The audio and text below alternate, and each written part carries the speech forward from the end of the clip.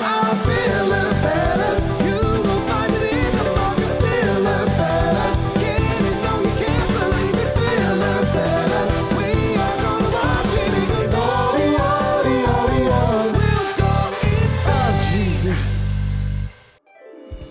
I'm Dire Gentleman, And I am Runaway 5. and you're watching Filler Fellas, the show where we talk about the real Naruto, the go to naruto.video.blogspot Naruto of the early 2000s. Just the inaccurate subs Naruto. Filler Naruto. So last time we talked about the Rice Country arc, and now we're talking about the Mizuki Returns arc. Mizuki, the villain from the first From episode 1. Naruto. You remember Mizuki. Everyone knows. Yeah, so the deal with this guy is in episode 1, he is the other sensei at the Ninja Academy, and he gets Naruto to steal the forbidden scroll. Like, he's just like, yeah, you go. This guy who can't even master a single jutsu, go steal this thing from me, Mizuki. And then, you get blamed for it, I guess, at some point get the scroll. Obviously, that doesn't work out for him. Naruto masters Shadow Clone Jutsu and beats the crap out of him. Yes. And while we don't know what happens to him in the manga, in this, we know that he is put in the Ninja Supermax prison, I believe it's called? Yes. The Konoha Supermax. Which is then renamed to the maximum security prison. Yes, exactly. Of no real reason. Yeah. They just kind of rename it. But even though this is filler, the episode kind of starts on some canon material. Oh, yeah, exactly. It shows most of the Rookie 9 like training and getting ready as if they were about to do a time skip. Yeah. We're treated to like the last couple scenes of like Naruto Part 1 in the manga before it would like go into Kakashi Gaiden and then go into Part 2.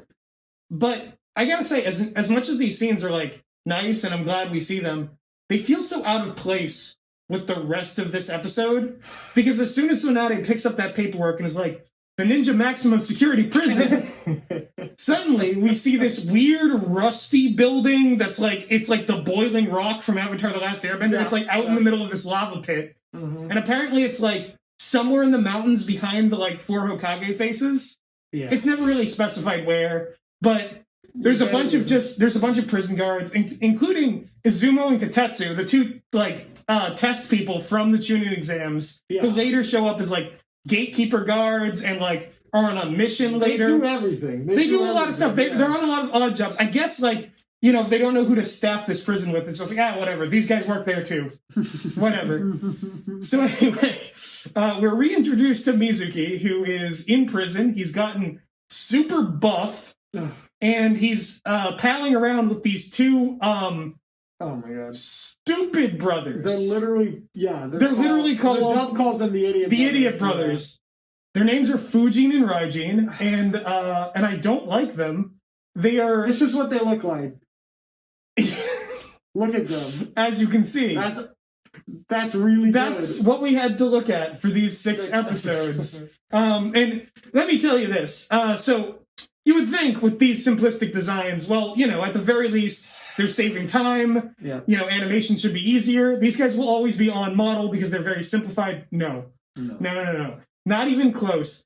These guys, in the scene they're introduced, I don't think they remain on model once. They don't even seem to fit into the background. They always seem like, and I get that they're big guys, but they always seem like either too big for their environments. Like they're not quite situated on the ground. They don't even seem like they'd fit in their cells. Their sizes are very inconsistent. But anyway, the one thing these guys that can control these guys is their insatiable appetites. They are big, dumb food guys, and that's their gimmick. So when Izumo and Katetsu feed them and send them back to their cells, which they can just tear their way out of because they're just that strong. Yeah, and it seems like a regular thing. Yeah, exactly. It's they're the only noteworthy prisoners other than Mizuki in this entire prison. Yeah. Even though it's a supermax prison, you would think, like, the shinobi they would send here. Like, can you think about this for a moment? If Konoha were to get their hands on Itachi, is this where they'd put him? I couldn't imagine that. This rinky-dink, like, he can make shadow clones. He can dissolve prison walls. Yeah, that's true. with Amaterasu. I don't get what this is. Nevertheless, The Stupid Brothers, yeah, they're friends with Mizuki, and I'd be remiss if I didn't mention their great voices. Yeah. They have really cool. Brother, let's go get some food. It's Big the Cat voices. Yeah. And in shape and size too. Brother. But so when this breakout is happening, Tsunade sends. She goes calling old Joni. Yeah. And she sends Kurenai and Asuma to go to the prison. Yes. Capable ninjas. Mm-hmm. Mm-hmm. And when they get there, Asuma identifies them as the Idiot Brothers. Never any clear, like, it's never identified exactly what their crime is, like what they did to end up here. No. It's just assumed that they are just so dumb that disaster cannot help but follow in their wake. And yet, they are useful because somehow or other, Mizuki has organized them with food in order to stage a prison breakout, the likes of which is so complicated and so vast that we don't even see any of it on screen. We don't get any details until that works at all. Every prisoner is lined up outside of their cells. Fujin and Raijin are right there. The guards, forget it. They're nowhere to be found. Mizuki is standing above, like, in shadow. Looking like, really cool. This guy who was just a chunin, and he's just basically, like, cackling and scheming. And Asuma points out maybe one of the most insightful things that anyone says this arc. He says, being in prison really changed this guy's personality. So, predictably, Asuma and Kurenai can't do anything and get absolutely flattened by the Stupid Brothers and a bunch of no-name prisoners who, like, do these guys even know jutsu? We don't see them do this on screen. We like, throughout this arc, there's kind of like I don't want to call it a running gag because, like, I guess this is part of the stakes, but, like, every so often Kakashi or Iruka's in this, by the way. We'll get back to him. But they will just show up with, like, handfuls of these jobbernin. Like, these like, I don't get why these are... I don't get who these people are. And, like, this is the baddest of the bad? Yes. We have this moment where Tauntaun is coming back and Naruto is attempting to translate what Tauntaun is saying. Yeah. To be like, what do we need to do? And then, of course... Naruto gets it, because whatever. He can understand pigs. So Naruto... Because he's a misogynist. Because he's a pig himself. Yeah. Naruto and Iruka, because... Yeah, exactly. Because you have to. Exactly. Set out to again, he's stop them. But where does Mizuki and crew go before running into our heroes? Obviously, Mizuki... he goes to his fiance's house. Because one thing we know about Mizuki is that he was in a happy relationship. He was going to be married. And, it was only when he, convinced a minor to go steal an important artifact to his village and culture.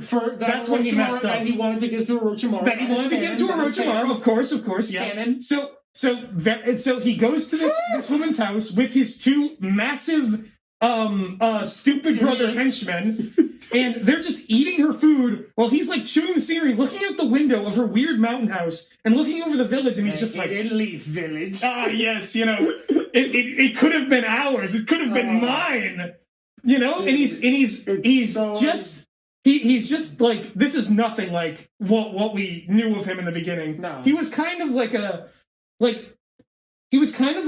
vaguely Bishonen, sort of, like, soft-spoken guy who also had, like, a bit of a sadistic streak. But now he's just all like, they took everything from me. You don't understand. And she's, like, literally like, Tsubaki knows more than we do that he's associated with Orochimaru at this point. I don't want to spoil anything, but it's for anyone like who's played Persona 5. There's a certain character who, in the remake, in the Persona 5 Royal, they address that character is like a psychopath and insane, but it's handled so much better because no one gives a shit. But everyone's taking Mizuki so seriously, and it makes it seem so dumb. He literally, it's very uncomfortable. She's literally going like, Mizuki, stop. He grabs her and goes, come here! Yeah! And they're like, whoa. It's just, so, like, think about this. This is a muscle-bound man who just got out of prison, and he's visiting his fiance's house with his two prison buddies. As they're just eating. And he's like grabbing her by the wrist and pulling her around the room while saying, "Yeah, I'm going to commit domestic terrorism. I'm going to team up with the worst enemy of the village who caused like many people to die during the tuning exams." Yeah, he knocks her out. But it's because she what the thing that she did to set him off was like mention Naruto. That Naruto helped out. Naruto stood up against Orochimaru. And so for some reason, even though this new Mizuki we're introduced to is all about like power and strength and like claiming things that are his, he still, because it's the one canon thing they carried over, hates the nine-tailed fox for destroying the village. And yet, he's teaming up with Orochimaru, who did destroy the village. Yeah, the same amount of harm. Perhaps even more. He killed the third Hokage. Does he not care about the third Hokage? No, I guess he doesn't. He does! He does! Wait, what? Because in the flashback, when Iruka is getting talked to by Hiruzen, he's like, I wish that was me. So he's just burned up by her resentment? All right. I think it's time we drop the wall. This sucked. It sucked. No, okay. It was so bad.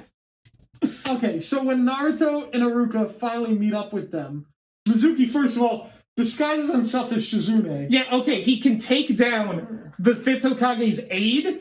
Not only that, he's taken down everyone in his path. He is the most competent, most powerful ninja the show has ever seen, as long as he's off screen. As long as he's off screen, yes. When he's on screen, he fights with Iruka on top of this dumbass rock, and they're doing kunais at each other, and it's like they just the most boring part of every sword fight, just holding into each other. Naruto's fighting the idiots. Naruto, no matter what. So Naruto is like fighting the idiots. They're impervious to everything because they're stupid. Yeah. Like their strength and power is proportional to the amount that they just don't understand the world around them. Yeah. They don't even know what clones are. They're like trying to count the number of shadow clones. And yet, when Naruto rushes in, not only do they brush him aside, like one of them picks up the other one and starts slinging him around and poofing shadow clones. Yeah, no, that's the thing. Everything so far has looked awful. like the last arc, a lot of it wasn't great, but this is a huge step down. Mizuki's like face, or any character's face, when they are like in the background rather than the foreground, their faces just like shrink and contort and like they barely like. It is awful. You've seen shonen faces. They look like freaks. This is shonen anime faces. They look like monsters. Yeah. It's a whole fucking monster. And that's the thing. It's like, if they did it like this, like the Stupid Brothers seem like they don't even stand out particularly from the other characters because everyone's drawn like that. Everyone's drawn weirdly disproportional with inconsistent sizes. And anyway, so after this fight that's happening, right? It takes them from Rock Place to now we're in Bamboo. Yes, Mizuki and Iruka are all fighting in like Pyondao's forest. And they're having this conversation that is like, Iruka literally says, "You were the best! You were like the best! Why did you get this all up?" And it's like, says fucking who? Yeah, Why was he ever considered like anything that wasn't just like a teacher? And this it's a hilarious flashback that we were just talking about with Mizuki is watching the third Hokage because Iruka's crying at his at the memorial for the night. Because his parents died.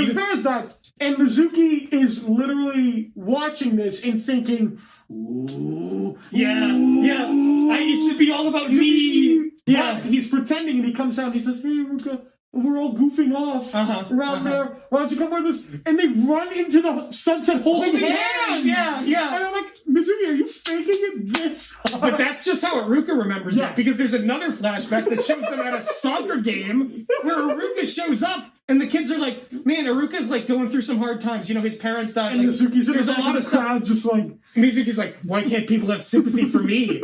Why can't my parents be dead? I'll kill them if I have to. Like, so we don't get any like background, any real background on Mizuki, except for the fact that he was like an enfant terrible from like the beginning, and like slowly but surely we're like, okay. We forgot to even mention. Oh, Jesus. Every time he addresses Naruto and Iruka, he's like, Iruka! Naruto and Iruka! He's putting on like a villain voice. Yeah, He's for putting no on reason. like he's doing this like, gentlemen, welcome to the fight of your lives. Iruka. Oh, For no reason. Iruka! For no reason. Naruto. Unlike the last arc that had like kind of a clear journey to a location with a goal, this is just Mizuki's just trying to find a potion. yeah, this is just find Mizuki and stop him from doing what? Well, you know, wait until episode 5 of this 6-episode arc To find out what he's actually doing. Like, all we know about this, the little hints we're given, is that, like, Tsunade, in her paperwork, and I don't even know how it got there, there's a random formula for a potion. Mizuki has a tattoo on his arm that, like, you know, we never saw because he was wearing long sleeves, which is like, but apparently he had from the beginning because he had a chance encounter with Orochimaru years back that gave him this tattoo for a potion formula. Yeah, it's like a mixing table. Yes. And the reason why Orochimaru gave it to him is because Mizuki was on a mission. And like this, Iruka's talking to him about comrades, and this is what flashes back in Mizuki's head when he literally chokes out a fellow ninja on a mission with him when he just has a minor cut on his leg and he can't continue the mission with them. And it's like, yeah, well, okay, but so the thing is, it's like, were they meant to retreat and like go on without this guy? Because that seemed like what the other guy said, and then like this guy will like handle himself. yes, Mizuki stayed back and killed him, wasting time in the mission. That is not the objective of the mission, and that other guy, like, just, like, left Mizuki alone. Like, so this, like, none of this makes sense. Cool with that. He liked that. Oh, yeah, and Orochimaru, the worst enemy the Leaf Village has ever had thus far, just shows up in the woods and does this whole mixing table thing, and it's like, none of this adds up. You really get the sense that, like, all of this is so fake and contrived. This doesn't even feel... No, like, so this is, like, whereas the last one kind of believably, like, felt like a continuation, yes, this does not. This feels really, like, alien to the initial characterization, and that is especially apparent in the dialogue that Iruka and Mizuki are having, because they are saying things about each other that we had never heard before. Like Mizuki is just going like, Iruka, all you care about is your friends and comrades. Yeah. You're just some teacher. You're nothing. And Iruka's just like, no, Mizuki, the will of fire. Together, you and me. You can't just pursue power. You must. And it's like, I'm pretty sure in that first episode of Naruto, Iruka was like, maybe don't steer away from Mizuki. yeah, Like, he never was... He didn't respect said him that that to much. Naruto. Like, he never... They were not... They're trying to make them Naruto and Sasuke. And having Orochimaru that's in exactly there, too, right. is just like... they're trying to make it the exact same thing, it's so dumb. but it doesn't work, especially because, like, the dialogue sounds just like a crappy Valley of the End. Because Bamboo of the now. yeah, they're in the bamboo of the now. It's a terrible location. None of the, like, all they're doing is throwing kunai around. Iruka falls over and gets his, like, Chunin vest cut by, like, sharp bamboo. Why are those not bamboo proof? Yeah, why is that not bamboo proof? Mizuki uses a genjutsu that's like Iruka's sinking into like a swamp, and then he sicks a like Karakuri ass puppet on him. Oh, God. And like Iruka does that thing. yeah, he has no explanation for it. We get no context. Where did he get that? Did he put that together after he got out of jail? Did he find it? Was it at Tsubaki's? Like, what's going on? So they go to this big dumb building. I feel like, okay, so let's talk about this building, right? And we've been pretty harsh. Yes. Let's talk about a few good things. With this building, at least, right? Yeah. It was the building where they practiced for their it was like the teacher certification. It's a more interesting environment. Yes. And honestly, the And bamboo wasn't that bad. I was just comparing it to the Valley of the End. What I said that I liked, at least about the teacher thing, was that the third said, like, I don't know, this is kind of sketchy with Mizuki maybe killing that guy. Yeah. And they used that as a reason why Mizuki was on the wait list for being a teacher. Right. And then Iruka got in, blah, blah, blah. Yes. And Mizuki saved him, I guess, during the exam. Fuck that. But the other, I'd say probably the highlight, and then it slowly became the they gonna do anything? Was when Naruto was getting attacked by the Idiot Brothers. Team 10 that arrives. fight has been going on this whole time, by the way. But Yeah. Team 10 arrives. There's Shikamaru doing shadow possession. Ino does some mind transfer, and Choji's there. expansion stuff. And it was really cool. It was the end of an episode, so it was like, yo! Yeah. Ino Shikacho, for like, I think the first time in the show since the Forest of Death, was able to be fully assembled. They were put to use. And it's like, even though these guys are dumb and have no personality and like no history and no backstory whatsoever. The Idiot Brothers, he means. Yeah. No! Obviously, I mean the Idiot Brothers. I want to clarify. But the Idiot Brothers, the one thing that they are okay at is being a like big dumb obstacle for a bunch of like characters that are established to overcome. And that is exactly what Ino Shikacho does. And their bits, like overpowering these guys, it's actually cool. We get to see their jutsu, we get to see like them actually working as a team, communicating with each other, praising each other. It's really nice to just see them working together. At a certain point, the pacing kind of slows to a crawl. And it's kind of like we cut more and more away from them, and less is happening with them. And like entire like monologues and like fight scenes are happening in the Iruka and Mizuki lab. Yes. But before that, he blows up that training village. The training building. Good animation. Yes. For like the last episode of this, the second to last episode of this arc, the animation, Orochimaru's Shadow, the animation pulls a like studio shaft. The sky is red and the land is gray. It gets suddenly like really good. It also looks like it could have been like End of Ava. like some of the lighting in the Hokage room when Tsunade's like contemplating like what the next move is, how to stop this. It looks like the hospital scenes in Evangelion. Like it's Shinji goes. Yeah, I hate this room. It's like some of that stuff is like really great, and like Naruto and Iruka, like Tsubaki shows up, and you're like, oh, that's what her character design's supposed to look like. And they reconvene, and like they form a 4-man cell with like Pakun. We forgot to mention Pakun, but who cares? So he's fine. But there's nothing. He's fine, but like yeah. So they are tracking down Mizuki. Mizuki like goes to this like secret laboratory, which is also well animated, and steals the Krabby Patty secret formula from the Naras. He steals the freaking, what is it? It was creeping saxifrage. The creeping saxifrage, the ninja herb. Yeah, that's the English dub. Yeah.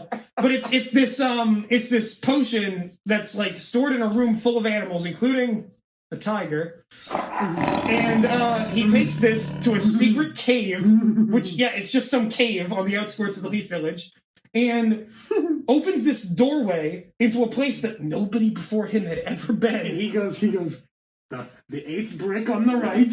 Yeah, and he goes over from 2 shuriken that are identical to the shuriken he used in the first episode, because of course those will be waiting there for him. Oh my god. I don't know why. Maybe Orochimaru set that up for him. Like, I don't know. So anyway, he's not suspicious that his weapon of choice is there. Neither should we be, I guess. And he pulls this thing, and out of the floor comes the tattoo table with the mixing table, like all these places to put in various chemicals. And so he does it. He mixes up all of these chemicals. So he does. He does it. He mixes up all these chemicals, and he creates this glowing red potion. And by the time Naruto, Iruka, Pakun, and Tsubaki get there, he's walking out. He's swaggering out with the 2 things on his back.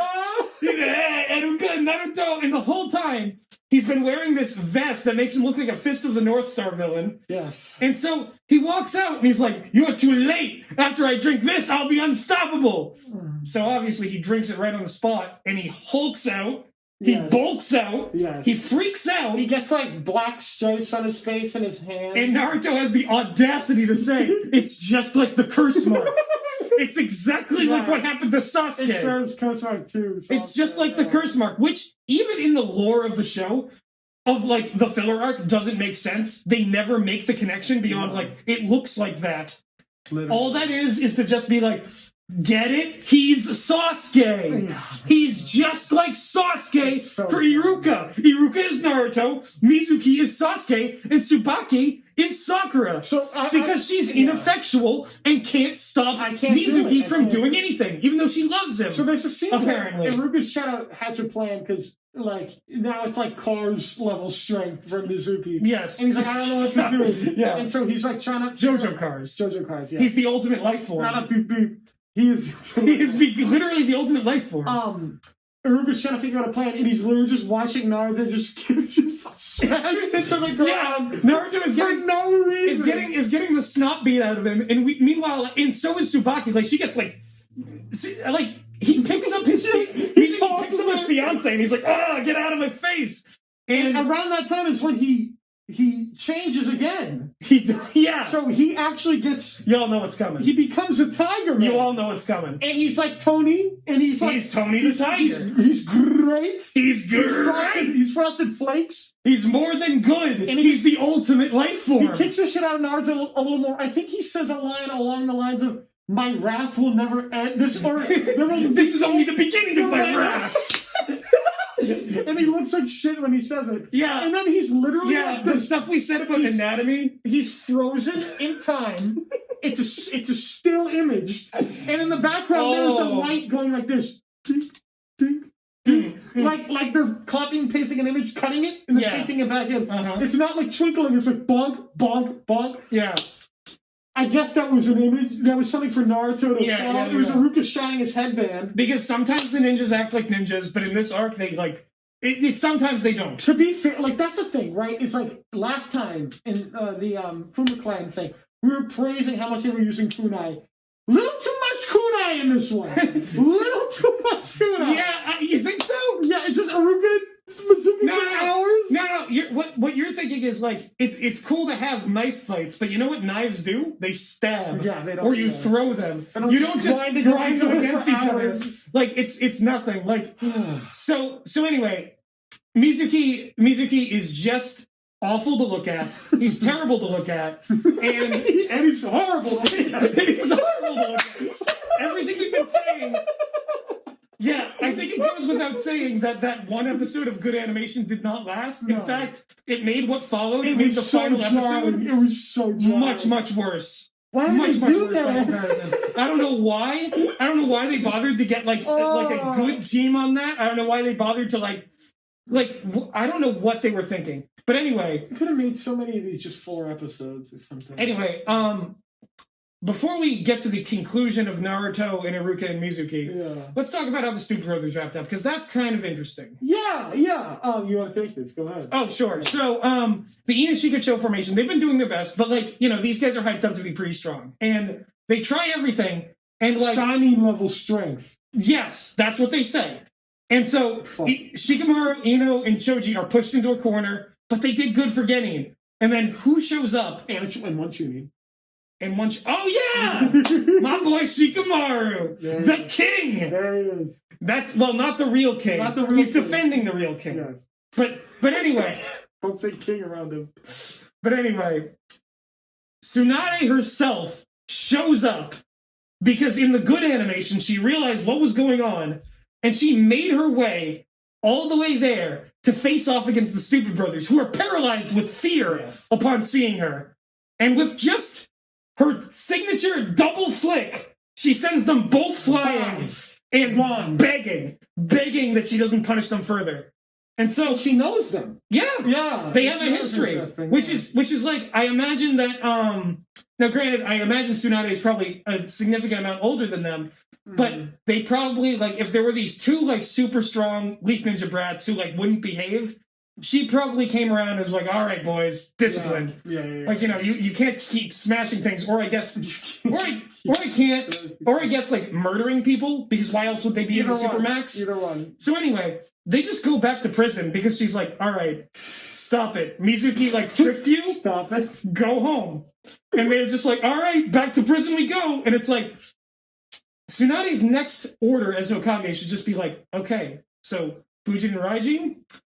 put them in some place where the bars are 10 times thicker. Yes. At the very least. Or or no bars, or just a block, just a cube of no bars. Dump them in the lava. Yeah. Euthanize them. They are a burden of the state. I don't know. The ramifications of like what should be done with punishment in the ninja world, punitive justice, restorative justice, it's all a nightmare of paper. We don't know. We don't know. Yeah, what's the solution to that? Like, do you think this is a problem that Naruto is even qualified to solve, if and when he becomes Hokage, if that is the thing to happen? If and when. But the thing is, that resolves. Mizuki gets trapped. Mizuki gets trapped by, I don't know what. Shit. Iruka uses... By the cool ceiling technique. Yeah, Iruka uses a cool ceiling technique, but unlike Arashi's and unlike all the Fuma Clan stuff we saw before, they don't explain what this is. Yeah. And it's not visually conveyed. It's just the lights are shining from these 4 notes on the trees, and Mizuki's like, oh no, not this. And then we start the proud filler tradition of Naruto hitting someone with a Rasengan. And defeating them, yeah. And Iruka going, what the fuck? Iruka going, that's the 4th Hokage's jutsu.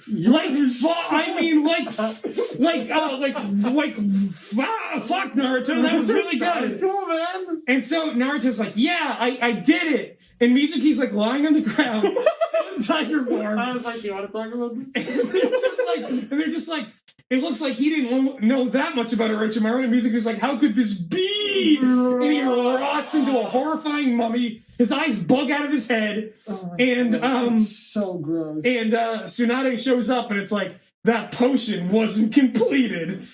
As soon as I saw that, it brought me back to when I originally saw that episode. Oh, yeah? In when I was 11. And I was like, oh, what happened to it? Mizuki is still impetuous as ever, still being still I did everything for power in my mission. As soon as don't pity me. I'll kill you. It's like this man lived his whole life stupidly in pursuit of nothing, getting like jerked around by everyone more powerful than him, and then trying to do the same with Naruto and the Idiot Brothers, the only 2 people dumb enough to fall for his lies. Let's go back to the village. Yeah. And you wonder how Tsubaki, who is now I guess I'll start a new life doing nothing of import. What did she see in this man? What did he present to her? Is it just, I just like blue-haired guys? That's all it is. And he's there's nothing about this. There's nothing about Mizuki or any of this that carries over into the ending. It's treated as if they just had a picnic out there or something, and they're going back to the village. And Sakura, somehow, this arc is bookended by Sakura getting more character development than anyone. Because I was gonna add that. Yes, no, it's true. Well, she fucking learns how to revive a fish. Yes, and that's awesome. She's learning how to heal. What I was gonna say, I want to start a new tradition for the end of these videos. Standout character of the arc. And I was hoping you'd say someone who wasn't Sakura. Sakura actually developed! Exactly. She had a character moment. See, that's the thing. It's this isn't canon because Sakura's progressing. Because Sakura is progressing, and everything else is just all of this was such a tenuous way of trying to connect it back to the main plot. And it should have just been a bunch of really bad new filler ninjas broke out of this prison. The Stupid Brothers could even be in it, but drawing Mizuki into it and trying to draw Orochimaru into it, this arc actually was worse off for trying to be closer to the canon. The last one kind of flourished because it was close to the canon. This one suffered almost exclusively because it was canon. It was still badly written. No matter who this character was interacting with Iruka this way, it would have been bad. But, this is, Mizuki. Why? And if anyone remembers this arc fondly, I guarantee it's only because you thought it was cool that they brought back Mizuki. Yeah, probably. Alright, so what's the rating? Yeah, I was gonna say, where's it sitting in your head? I'm gonna say that, this is probably not the worst, so I'm gonna go Genin. So here's the thing, is that what did we rate the last one? Special Jonin? Yeah. So I think we were too hard on that one. And in retrospect, so maybe. I don't want to mince words anymore. Where did they teach? Mizuki and the Ninja Academy? Yeah. So anyway, Yeah, that's where I was. Yeah, you know what? You know what? Because even the good parts We're were bad. kind of lame. Yeah. Even the good parts were kind of lame. You know what? Yeah, I'll admit to some of my bias. I was expecting this arc to be a little bit cooler. Yeah. I'm gonna say this is like where the bar is dropped. Yes. This is a Ninja Academy. If I'm getting and you're dropout, it's a Ninja Academy student.